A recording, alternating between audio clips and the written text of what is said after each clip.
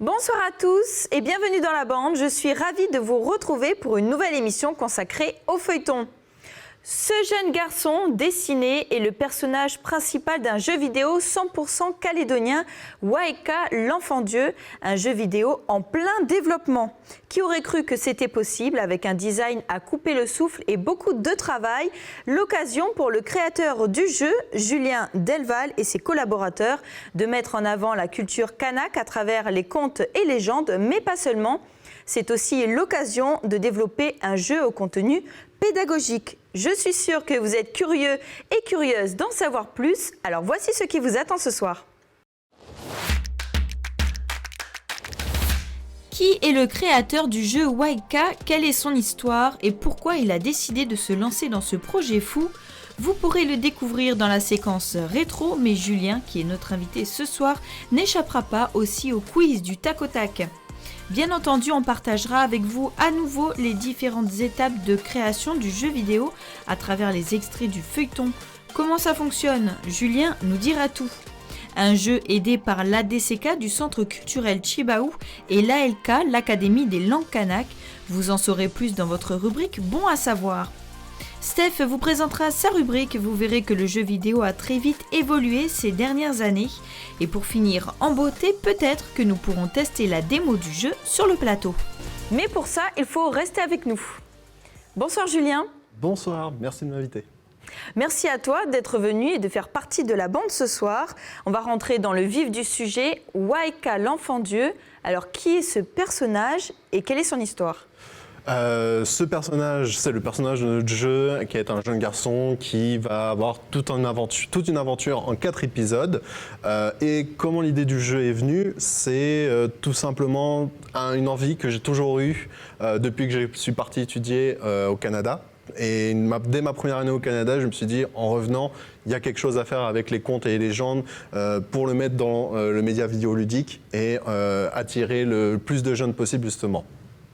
Alors, qu'est-ce que ce jeune garçon va devoir faire dans le jeu vidéo, en fait ? Alors, donc Waeka est un jeune garçon qui part à la chasse avec son frère. Lors de cette chasse, il finit par tomber dans une caverne où il n'aurait pas dû tomber en poursuivant un épervier. Dans cette caverne, il se trouve un casse-tête qui est le casse-tête du premier homme de Tea Kanake. En attrapant celui-ci, il ouvre le monde des morts dans le monde des vivants. Une fois sorti de la grotte, il s'aperçoit plusieurs choses. Que tout d'abord, la Calédonie est sans dessus, que les esprits attaquent les vivants, que les tribus qui étaient en paix sont reparties en guerre et surtout que son frère a disparu. Donc le jeu, ça va être pour Waeka ça va être un voyage initiatique de l'âge de l'enfance jusqu'à l'âge adulte, à travers les 4 épisodes qu'on proposera au public. Donc c'est basé sur la légende de Tea Kanake ?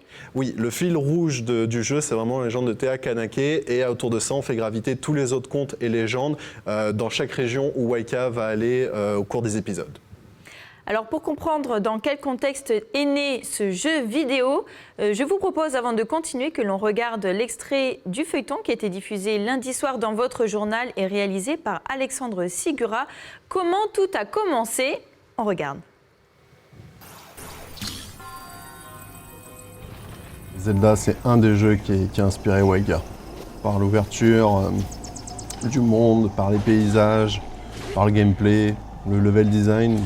De toute façon, c'est Nintendo, hein. C'est pas les patrons du game pour rien. En fait, quand j'étais jeune, je suis né avec aucune défense militaire. Donc mes parents étaient obligés de me mettre avec une nounou, ce qui était une nounou kanak, et qui en fait a pris soin de moi pendant près de 3 ans.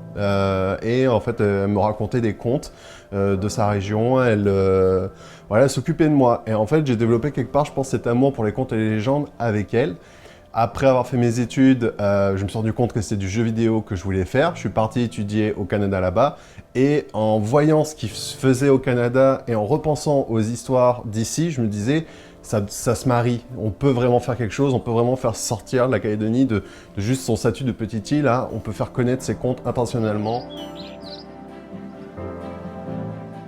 Julien, toute cette inspiration, finalement, ça te vient de ta nounou ? Oui, en grande partie, clairement, mon enfance, si j'avais pas eu la maladie que j'ai eue et pas la nounou qui m'a gardé durant ces nombreuses années, je pense pas que j'aurais développé un aussi fort attrait pour les contes et les légendes. Comment elle s'appelle? Clotilde. Donc, coucou Clotilde, si tu regardes, je te fais des bisous. Est-ce que tu l'as revue depuis? Non, je suis revenu, je sais où elle est, je sais qu'elle a ouvert un camping maintenant et voilà qu'elle le tient, mais j'ai pas eu le temps encore de passer parce que j'ai commencé tout de suite à travailler avec Waika, mon emploi du temps est devenu très chargé, mais il faut que j'aille la revoir très vite. Ce sera l'occasion? Ce sera l'occasion en effet, on aura pas mal de choses à discuter. Alors quels sont les contes qui t'ont marqué à ce moment-là? Alors, les contes de Théa Kanake et Biguni Iku et Les pêcheurs au clair de lune. C'était les 3 contes sur lesquels on est parti. Et à côté de ça, il y a encore d'autres contes qui gravitent dans le jeu. Mais ça, il faudra jouer au jeu pour les découvrir. Après, il y a sûrement d'autres contes, mais j'étais un enfant, j'étais à très bas âge, donc j'écoutais juste ces histoires et je trouvais ça merveilleux, donc c'est ça. Alors un mal pour un bien, si on peut dire, mais bon, quand même, ta maladie t'empêchait en fait d'aller à l'extérieur? C'est ça, en fait, j'ai pas du tout connu la crèche ou l'école primaire parce que littéralement, je sortais, je me chopais toutes les maladies des petits copains au parc et je restais près de 2 semaines alité au lit avec mon nounou qui s'occupait de moi. J'ai mangé tellement de médicaments que je pense que mon corps doit tout connaître, mais voilà, d'un côté, ça m'a permis de passer beaucoup de temps avec elle et de faire des liens très forts. Aujourd'hui, ça va mieux? Aujourd'hui, merci, ça va beaucoup mieux. Ça se voit et heureusement. Alors grâce à ces échanges-là, justement, est née une vraie passion. Pour en savoir plus, on passe tout de suite à la séquence rétro.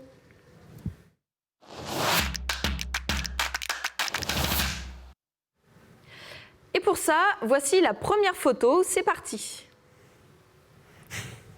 Alors Julien, est-ce que tu peux nous commenter cette photo avec le bonhomme de neige? Cette photo date de 2011, c'était une tentative de faire Zelda en bonhomme de neige. Bon, la ressemblance c'est pas beaucoup, mais il y avait le symbole de la Triforce derrière, d'où l'idée de faire le personnage comme ça. Et je dab en 2011, quand même 7 ans avant que ça devienne à la mode chez les jeunes. Ok, effectivement. Et du coup, au Canada, tu es resté combien de temps? Je suis resté 6 ans là-bas. J'ai fait une première année en études du genre du jeu vidéo et du cinéma d'horreur. Donc on voyait vraiment des films d'horreur et des jeux de vidéo d'horreur et on voyait comment les deux médias se complétaient et avaient des mêmes mécaniques. Après ça, il y a eu la plus grande grève étudiante que le Canada n'a jamais connue, ce qui a fait sauter mon année. Je n'ai pas pu valider ma première année, mais j'avais pu rencontrer Thibaut Gauthier et Nicolas Mornard qui m'aident sur le projet aujourd'hui. Et Nicolas Mornard m'a parlé du campus ADN qui était anciennement le campus Ubisoft. J'ai postulé chez eux et j'ai commencé à étudier le level design. Donc tu étais déjà passionné par les jeux vidéo? Ah oui, non, j'ai fini mes études, j'ai fait 6 mois d'histoire-géographie à l'université de Nouvelle-Calédonie avant de me dire « mais en fait j'aime pas du tout ça, je me suis trompé de voie » et j'ai réfléchi 2-3 mois sur ce que j'aimais vraiment et c'était le jeu vidéo. Alors on passe à la deuxième photo justement puisqu'on va parler de Nicolas Mornard. Donc cette photo, c'était le jour où on avait obtenu les passes pour rentrer justement au campus ADN. Donc on était très contents de cette nouvelle aventure qu'on pouvait vivre ensemble. C'est toujours au Canada? Toujours au Canada. À partir de là, voilà, avec Nico, on est devenus colocataires. Ensuite, au bout de 2 ans et demi, je suis parti avec Thibaut Gauthier en colocation. Donc vraiment, c'est des amis très proches. Et on s'est toujours bien entendu sur tous les aspects du projet. Il n'y a jamais eu de conflit. Il y a beaucoup d'échanges. Et c'est ça qui est génial, en fait, d'un côté, d'avoir ces amis-là. On ne se cache pas des choses, on n'a pas la langue de bois entre nous. Nicolas qui participe d'ailleurs au projet. C'est ça, Nicolas qui est notre programmateur, donc qui est celui qui met tout ce qu'on a comme idée sur papier dans le jeu vidéo pour pouvoir l'exploiter. Et Thibaut Gauthier qui est devenu notre game designer. Aujourd'hui, ça a changé, c'est un autre game designer qui nous aide. Mais à l'époque, voilà, il nous a aidés sur le développement. Bon, on passe à la troisième photo, c'est parti. Bon, alors là, c'est le retour au pays. Est-ce que pour toi, c'était important de revenir au pays? Et est-ce que c'est à partir de ce moment-là que tu t'es dit, OK, je veux faire un jeu vidéo? C'est en partie à ce moment-là, oui. Quand je suis revenu et que, voilà, quand on voit par les hublots cette beauté naturelle, c'est comme les paysages, les graphismes pourraient juste être magnifiques. Et en plus de ça, on a tout l'aspect culturel, les langues, les contes, les légendes qui sont là pour appuyer ça. Et c'est dommage que ça reste enfermé sur cette petite île. Il y a eu des films, il y a eu des livres, il y a eu des séries, mais pas de jeux vidéo. Et je trouvais tout simplement que la Calédonie manquait un coche auprès de la jeunesse et auprès de l'international pour faire connaître cette culture. Alors tu es rentré en quelle année? Alors je suis revenu plusieurs fois, je suis revenu en 2013 pour une période d'1 an, enfin même pas d'1 an, de 3 mois, et ensuite je suis revenu en début de mars 2018, où là j'ai commencé à travailler et j'ai eu l'idée de monter le studio Waika Studio. Ah oui, donc en 2018, il y a 2 ans, donc c'est très récent. C'est vraiment très récent. On a passé 6-8 mois à travailler avec Thibaut et Nico sur le concept, les contes qui nous intéressent, quel personnage, quelle aventure on voulait faire à notre personnage. Et après ça, on est parti dans le développement. Alors justement, aujourd'hui, c'est un jeu qui se développe et vous êtes aidés. Heureusement, on passe à la dernière photo. Alors là, on te voit avec Emmanuel Chibaou. Quand est-ce que c'était et qu'est-ce qui s'est passé ? Alors avec Emmanuel Chibaou, c'était la semaine dernière où on a pu signer, enfin même pas, c'était en début de semaine, simplement j'ai une semaine tellement chargée, j'ai l'impression que ça fait déjà plus longtemps, mais on a signé donc une convention qui nous permet d'avoir une aide avec l'ADCK au niveau des contes et des légendes, parce qu'Emmanuel Chibaou est un homme extraordinaire avec une culture extraordinaire, donc on lui parle d'un conte d'une région, il fait bah oui c'est ça, il y a telle autre légende qui existe et il nous apporte une connaissance qui nous manque d'un certain côté. Et le fait qu'on ait pu signer une convention avec eux, on est super content, quoi. On en parlera d'ailleurs plus en détail tout à l'heure dans votre rubrique Bon à savoir, mais tout de suite, puisqu'on a envie de te connaître encore plus, on passe au quiz du tac au tac.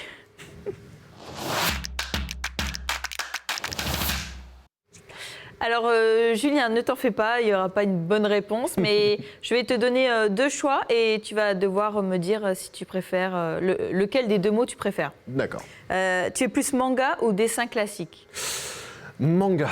Bien que j'adore le dessin classique aussi, clairement, j'ai grandi avec la culture du manga et aujourd'hui, j'avoue un amour aussi pour la culture japonaise et tout ce qui l'entoure. Donc voilà, manga. Et tes dessins pourraient peut-être plus tard s'inspirer de manga ? Peut-être, pour les jeux vidéo, voilà, peut-être on partirait sur un style manga, mais à l'heure actuelle, on est très content du style que Romain Flamand nous a proposé et on va rester là-dessus pour le développement de Waika. Disney ou Netflix ? Netflix. Disney, je les ai un peu du mauvais œil depuis quelques temps, surtout ce qu'ils ont fait avec Star Wars, donc Netflix, clairement. Film d'horreur ou film comique ? Film d'horreur, mais pas avec des fantômes. Tant qu'il n'y a pas de fantômes, j'adore le film d'horreur. S'il y a un fantôme, film comique. D'accord. Sinon, faut pas rester tout seul, quoi. Ah non, même avec des gens, j'ai très très peur. Je suis une grosse poule mouillée dès qu'il y a un fantôme. D'accord, ok. On continue. Jeu en réseau ou jeu solitaire ? Réseau, parce que je m'amuse beaucoup avec mes amis, mais clairement les plus belles expériences, c'est en solitaire, mais je pars sur le réseau quand même. Tarte au chocolat ou tarte au citron ? Citron, voyons. Ah, moi je préfère chocolat alors. Mais citron, très bien. La pêche ou la chasse ? Pêche, j'aime pas courir après les bestioles, je préfère mettre ma ligne et puis que ça vient tout seul. Rester sur l'eau, apprécier. Voilà. La piscine ou la mer ? Mer, clairement. Déjà que j'ai pas pu aller me baigner durant 6 ans, parce que même si j'allais en bord de plage, il était hors de question que j'aille dans une eau aussi froide. Donc clairement la mer. Ok. Et dernière question, les bons ou les méchants ? Les méchants, ils sont plus intéressants quand même. C'est vrai que les bons, voilà, c'est gentil et tout, mais les méchants, il y a bien travaillé, c'est beaucoup plus intéressant.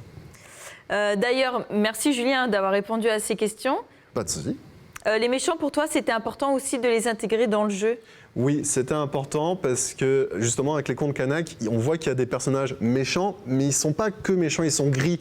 Ils vont agir pour leur intérêt et c'est ça que j'ai aimé aussi avec les contes Kanak, c'est il y a des personnages double jeu. Ils vont t'aider si ça les aide eux, mais des fois, une fois que tu leur as rendu le service, non en fait je suis juste méchant, tu m'as aidé, mais non je vais me débarrasser de toi. Et c'est cet aspect-là que j'ai beaucoup aimé dans les recherches des contes que j'ai pu lire et choisir avec mes collègues.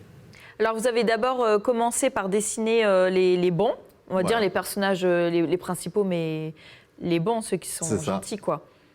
On a commencé par les bons parce que Waika fait partie des bons. On a voulu savoir qui gravitait autour de Waika justement pour pouvoir l'aider au cours de son aventure. Après, on est parti sur les personnages méchants. Il nous fallait le grand méchant des 4 épisodes. Il nous fallait des boss pour justement les niveaux. Donc voilà. Et après, bien sûr, les personnages gris. Aujourd'hui, est-ce que presque tous les personnages sont créés ou pas ? Je dirais qu'on est à 70% de tous les personnages. On a fait des croquis pour la plupart d'entre eux, mais il reste encore quelques personnages en effet à rechercher, surtout au niveau des personnages gris. Alors comment ça s'est passé ? Vous avez commencé à faire les premiers croquis, les premiers dessins, à commencer à penser vraiment aux jeux vidéo. Avant de continuer, Julien, je te propose que l'on regarde un extrait du feuilleton qui a été diffusé mardi soir dans votre journal et toujours réalisé par Alexandre Sigura. Comment ça se passe pour les premiers croquis ? On regarde. J'ai pas grand-chose à redire, hein. C'est vraiment cool. Non, vraiment, pour les propositions de Romain, c'est vraiment pas mal, hein. Il a vraiment quelque chose, il a bien compris l'idée qu'on voulait. Les propositions sont vraiment intéressantes. Mais là, j'ai un autre souci, c'est au niveau de la programmation. Il faut que je voie avec Nico et Ken au niveau du game design, parce qu'on a un souci au niveau d'un boss de fin de niveau. Alors, tout le monde est là, c'est bon? Oui. Ce serait d'implémenter au moins un ou deux nouveaux types d'ennemis, des nouvelles attaques, et puis de travailler les mouvements du héros, les attaques du héros, la portée des attaques du héros, la course du héros, et puis finalement tout ce type de paramètres pour les premiers ennemis du jeu. Donc par exemple le boss des masques à la fin de la grotte. Oui, parce que c'est ça, c'est un boss, quoi. Il a plus de vie, il fait plus de dégâts, et il faut être plus vigilant. Il faudrait qu'il ait plus d'attaques, il faudrait que le combat soit plus dynamique. J'essaie tout le temps d'apprendre. Et donc comme je ne savais pas grand-chose sur la culture kanak, ça a été l'opportunité justement de me plonger là-dedans et d'en apprendre le plus possible et de retranscrire tout ce que j'apprends dans un jeu. Je trouvais ça vraiment intéressant. Alors parmi les dessins, vous avez fait les personnages principaux, mais on voit qu'il y a beaucoup de décors. Comment ça se passe pour les décors ? Pour les décors, en fait, on utilise des sites web, notamment un site web qui rassemble toutes les plantes locales de la Calédonie. Donc on utilise beaucoup, enfin Romain Flamand utilise beaucoup cette plateforme-là pour justement trouver les inspirations, les plantes typiques.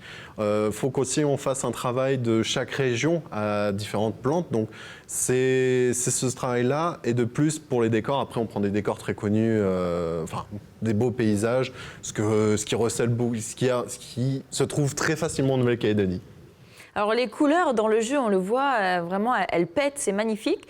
Comment vous faites ça ? Comment ça se passe pour les animations ? C'est un logiciel qui s'occupe de tout ? Alors, pour les couleurs, c'est Romain Flamand qui a vraiment une patte graphique extraordinaire, qui comprend très bien les jeux de lumière et donc qui nous fait ça en avance.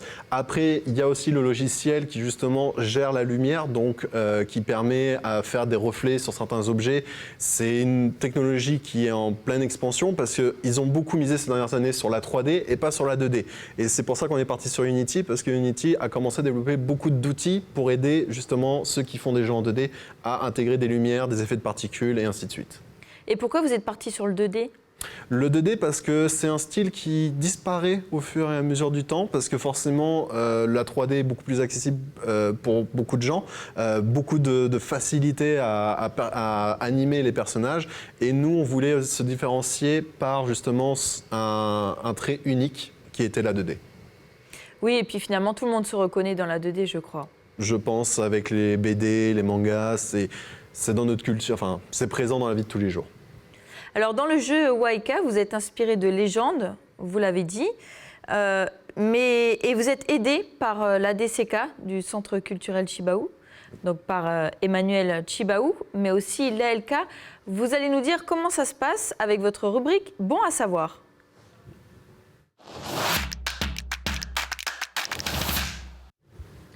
Donc Julien, le projet a commencé en 2018 et au début ça a été compliqué, vous aviez eu besoin d'aide tout de suite ou pas ? Au début, non, je passais beaucoup de temps au Centre culturel Chibaou, à la bibliothèque, à lire justement les contes et légendes qui avaient été mis sur papier. Donc là-dessus, j'avais pas eu trop de difficultés. Mais clairement, quand on s'est dit on veut mettre l'aspect des langues justement dans le jeu, là on a dû quand même très vite s'approcher de l'ALK pour leur présenter le projet, pour leur expliquer où est-ce qu'on voulait aller avec. Et ces derniers ont été très réceptifs et nous ont proposé une convention. Donc aujourd'hui, on est aidé avec eux. Donc vous avez signé une convention, on va regarder tout de suite d'ailleurs la signature avec Emmanuel Chibaou et surtout on va écouter ce qu'il a à nous dire. A tout de suite.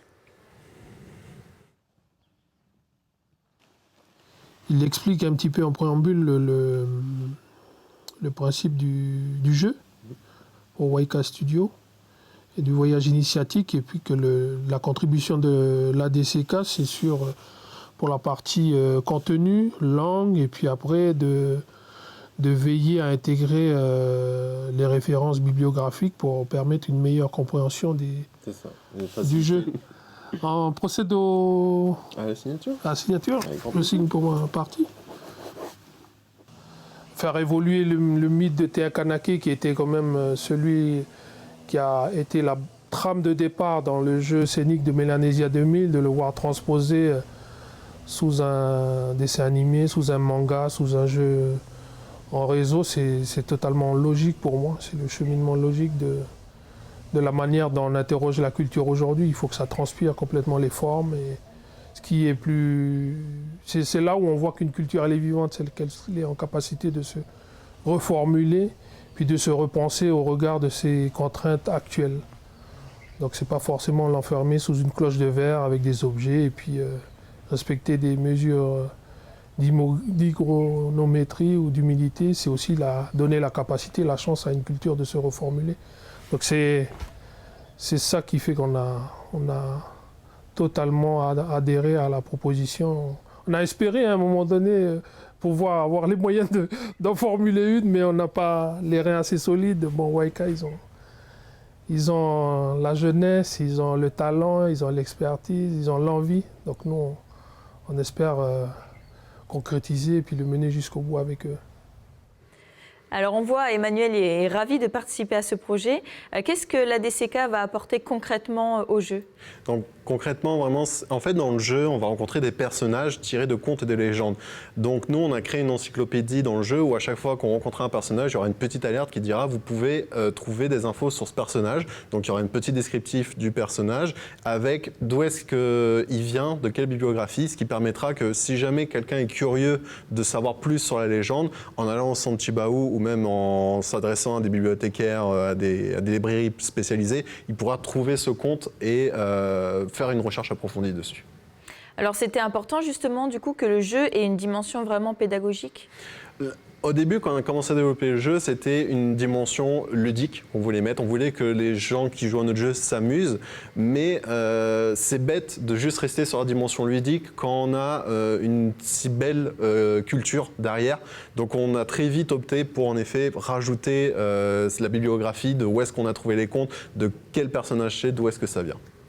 Alors c'est un jeu qui est encore en plein développement. Qu'est-ce qui reste à faire aujourd'hui? Beaucoup de choses.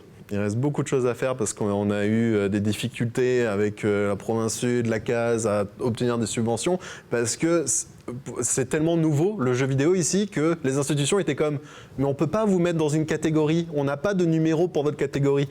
Par exemple, le numéro de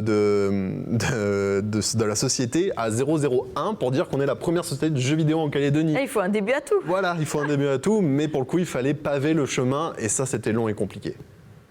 Bien, en tout cas, on vous souhaite bon courage. Est-ce que peut-être vous pouvez faire appel pour des financements ou... Si vous êtes intéressé et passionné par le jeu vidéo, n'hésitez pas. Voilà. Merci déjà de me donner du temps pour présenter le projet. Je pense que c'est déjà une belle chose pour nous aider. Et de plus, voilà, si jamais vous êtes intéressé, n'hésitez pas à venir sur notre page Facebook. Il y a un contact.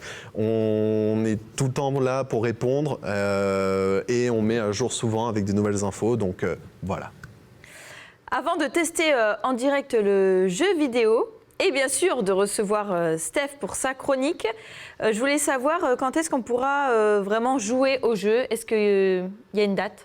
Alors, on a eu un contact assez récemment et on est en pleine négociation. Si tout se passe bien, pour décembre. Pour décembre, c'est une bonne nouvelle. Pour la période des fêtes, comme ça, c'est un cadeau à offrir. Le jeu sera à 500 francs. Il sera sur téléphone, ordinateur, tablette. Et voilà, c'est un 500 francs bien investi, je pense. Ah oui, je ne savais pas qu'il allait être vraiment sur tous les supports, destiné vraiment à tout public. Voilà, il sera destiné de 7 à 77 ans pour justement qu'on touche le plus large public. Et après les 4 épisodes, quand ils auront été produits, on visera pour les sortir sur les consoles, PS4, Xbox, Switch, pour toucher justement le plus de gens à l'international. Merci Julien. Le jeu vidéo a bien évidemment évolué depuis des années. Comment ça se passe? C'est la chronique de Steph.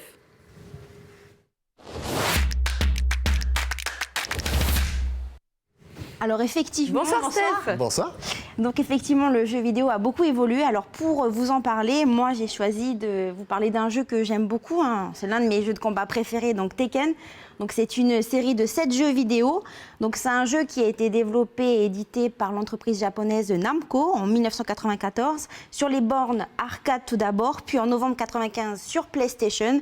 Donc c'est le premier jeu donc sur cette console à avoir dépassé la barre du million d'unités vendues. Donc il révolutionne bien sûr son époque, même si un an plus tôt Sega sort bien sûr Virtua Fighter, donc précurseur bien sûr du jeu de combat en 3D. Donc Tekken en 95. Donc vous voyez les bien images. Tekken, on en a Voilà, passé donc- des heures à jouer. Donc en 95, ça donnait ça. Donc vous voyez, hein, c'est un peu, les personnages sont très cubiques. Je trouve qu'ils sont un peu longs, c'est pas vraiment tout lisse, bien élégant. Hein. Donc c'était ça au début. Et après en 2015 sort Tekken 7 d'abord sur arcade. Et ensuite, tac, je vais vous le montrer. Donc 2017 sur PlayStation 4, Xbox Ah oui, One oui. et PC. Donc là, on voit que ça n'a rien à voir Tekken 7. Donc bien sûr, là, c'est beaucoup plus... Les graphismes sont d'ailleurs de meilleure qualité. C'est vrai que quand on joue à un jeu vidéo, ce qu'on voit en premier, c'est le graphisme. Hein. Donc on voit qu'avec les nouvelles technologies, il y a vraiment cette envie que je dirais que le graphisme, les personnages collent avec la réalité. Il y a tout ce qui est réalité virtuelle aussi aujourd'hui. Et d'ailleurs, à ce sujet, il y a un jeu qui va sortir en 2021. Tac, tac, il est ici. Donc je vous en parle parce qu'il va sortir, en fait, la PlayStation 5 sort en 2020, fin 2020, donc cette année, aussi pour les fêtes. Hein. Donc, et donc ce jeu-là qui s'appelle Stray, c'est un jeu d'aventure où l'on incarne donc un chat, errant au cœur donc d'une cyber-cité en déclin, donc 2021. Et donc sur PlayStation 5, donc, il y aura des jeux en très haute définition, en 8K. C'est ça. Donc on voit que plus ça va, plus les jeux, on a l'impression d'être le chat, en fait, on dirait qu'il est réel, quoi. Oui, c'est impressionnant. C'est vrai qu'on a de plus en plus envie d'être comme dans la réalité, en fait. C'est ça, en fait, si on fait une comparaison avec l'art, c'est la période où on arrive dans l'ultra-réalisme, en fait. Où on veut que, quand on regarde un jeu, on puisse pas se dire c'est un jeu vidéo, c'est un film qu'on regarde. Et ça plaît à beaucoup de gens, mais à des gens qui sont aussi nostalgiques de l'ancienne époque. Et c'est pour ça qu'on pense qu'aussi avec Waika, le fait qu'on soit parti sur du 2D, il y a un public qui sera là, qui sera présent et qui nous soutiendra pour le projet. Parfait. Merci beaucoup, Steph. C'est moi. Steph qui va rester avec nous puisqu'on va tester Waika, l'enfant Dieu. On va tester le jeu pour voir ce que ça donne. On Alors, va tester ça rapidement en essayant, bien sûr, en essayant de jouer. Qui on veut y essayer arrive. Allez, Steph, je t'en moi prie. d'abord. Bon, pardon. Vas-y, hein. vas-y. Flèche directionnelle pour se déplacer, souris pour faire parler au personnage, là, lancer je des clique coups. sur, Nouvelle partie, ok. tout simplement. Faut que je clique 2 fois peut-être. Non, normalement, il va se lancer. Voilà. Ok, donc là, Ah, déjà, c'est Enfin, joli. déjà, moi, j'ai pas l'habitude de jouer sur PC. Je joue que sur console. Ouh là là, alors attends. Peut-être ne pas ignorer le frère. Ah oui, c'est vrai. Oui, c'est vrai que je l'ai ignoré. Il avait des choses à me dire alors. Ouh là, alors surtout, ne faites pas ce que je fais. Du coup, là, comment je fais Oula. pour lui parler? Alors, hop, et là, on a fait le clic gauche de la souris. Ah, clic gauche. Je clique sur lui ou? Alors, on clique normalement, juste... alors, peut-être un peu plus proche, pour le Ok. coup. Ah, toi, tu vas essayer de le tuer, là. Ah oui, d'accord, ok. Ouh En fait, là là. c'est juste... Hop. Voilà. Ah, d'accord, bon, il faut bien que je. Et petit frère, que fais-tu debout si tôt? Bonjour. Bonjour, grand frère. Je viens de me réveiller et pars-tu chasser? Oui, je m'en allais aux abords du bois, j'ai repéré des traces tout à l'heure. Peut-être un cagou? Ah oui, je veux venir avec toi. Apprends-moi à attraper un de ces drôles oiseaux. Je ne sais pas, Waika. J'aimerais que tu viennes, mais tu sais que Père ne veut pas. Tu es trop jeune. Oh, Taika, tu sais que les vieux m'ont montré comment utiliser la fronde. Je pourrais assommer le cagou avec un peu de chance. Soupir. Je veux bien que tu m'accompagnes, mais tu dois faire tout ce que je dis et reste proche de moi. Oh. Merci, Taika. Tu ne regretteras pas. À partir. Allez, c'est Océane, parti. tu veux prendre la suite? Tu veux venir bon, tester allez. aussi? Allez, Allez, je me mets derrière vous. Allez, c'est parti. Moi, j'y vais, hein. Je démarre, hein. Ah, ça va que tu as l'habitude de jouer sur. Hein? Oh, punaise. On suit les traces marron? Voilà, et la terre rouge, ça va nous mener sur Les la traces suite. marron, les D'accord, ok. Ok, ouais, les couleurs, c'est vraiment splendide, hein. Non, Romain a vraiment fait un travail de fou et on a Par peut-être, ici, en haut. Ah, par ici en haut, on Ah, va peut-être en haut. essayer de descendre ou remonter, parce qu'en haut, c'est peut-être en l'air. là, Ah, à droite. oh. Bonjour toi. Regarde, je vois quelque chose s'agiter sur les grosses roches là-bas. Allons voir. Ah, c'est Oh. là l'épervier. C'est un gros épervier, il n'a pas l'air commode, mais ce n'est qu'un oiseau. Et si on lui met la main dessus? Ok. Peux-tu t'y prendre? Passe devant et prépare ta fronde. D'accord. D'accord. À partir de là, il va falloir utiliser la souris aussi. Ah oui, ok.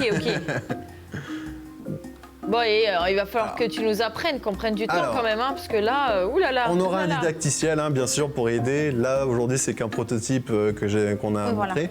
Donc, en tenant le clic gauche enfoncé, on va avoir une flèche directionnelle qui va nous indiquer où est-ce que l'attaque va passer. Alors, là, Du tu coup, as... on doit aller où maintenant? D'accord. Voilà. Bon, je crois que Julien, tu vas nous apprendre. On va rester un peu avec toi. Ça hein. marche. En attendant, merci d'avoir été avec nous, mais on reste encore avec toi. Hein. Ça marche.